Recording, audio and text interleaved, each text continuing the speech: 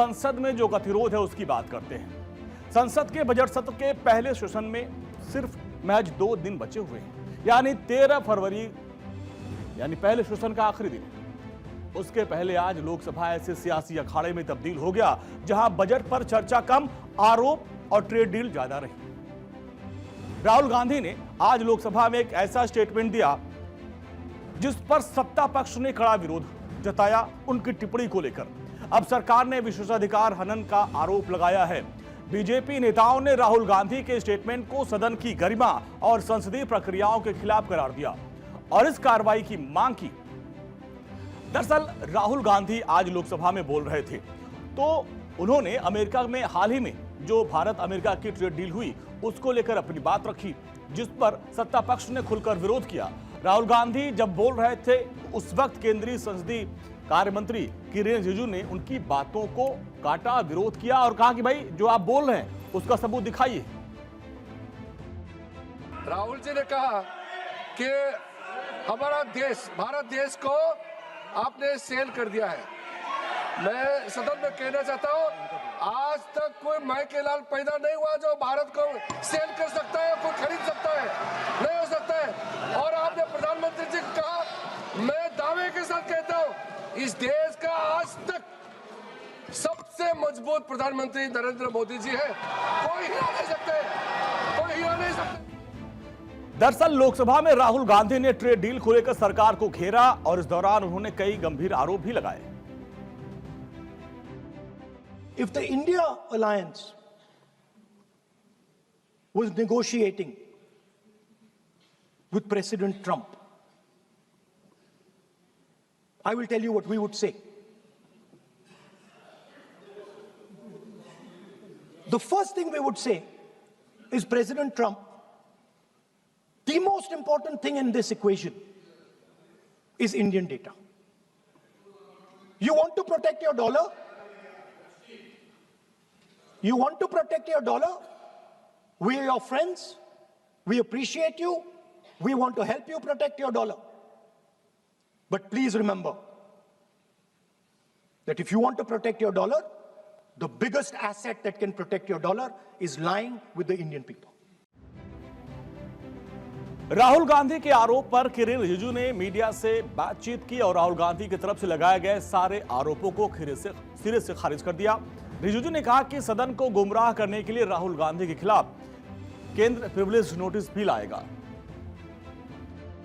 राहुल गांधी जी ने बजट पे भाषण देते समय बिना तर्क, बिना कोई सबूत और बिना नोटिस दिए वो इल्जाम लगा रहे हैं।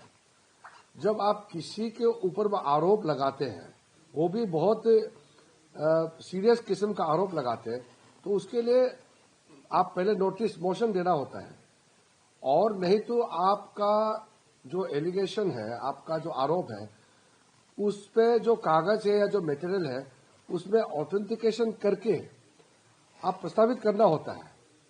बिना एलिगेशन को आप सब ये बिना ऑथेंटिकेशन के आप एलिगेशन देंगे तो कोई मतलब नहीं है।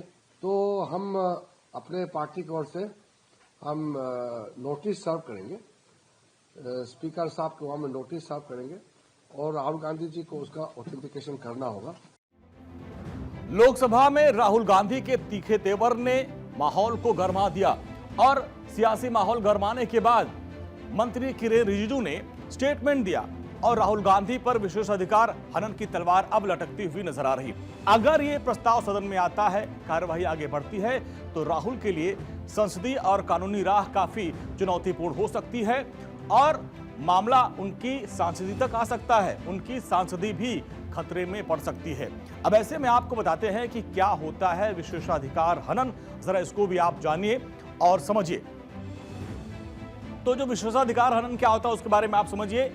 संसद, विधानसभा और विधान परिषद के सदस्यों को विशेष अधिकार प्राप्त होता है, इसको बोलते हैं विशेषाधिकार हनन। जब किसी भी तरह से सदन या उसके सदस्यों की गरिमा को ठेस पहुंचाई जाती है, ऐसे स्थिति में विशेषाधिकार को हनन कहा जाता है।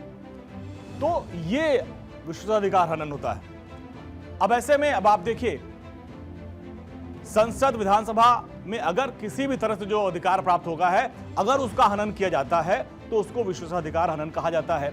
अब विशेषाधिकार हनन प्रस्ताव की शुरुआत स्पीकर को लिखित नोटिस दिए जाने के बाद होती है और नोटिस मिलने पर स्पीकर तय करते हैं कि मामला विशेषाधिकार हनन का बनता है या नहीं।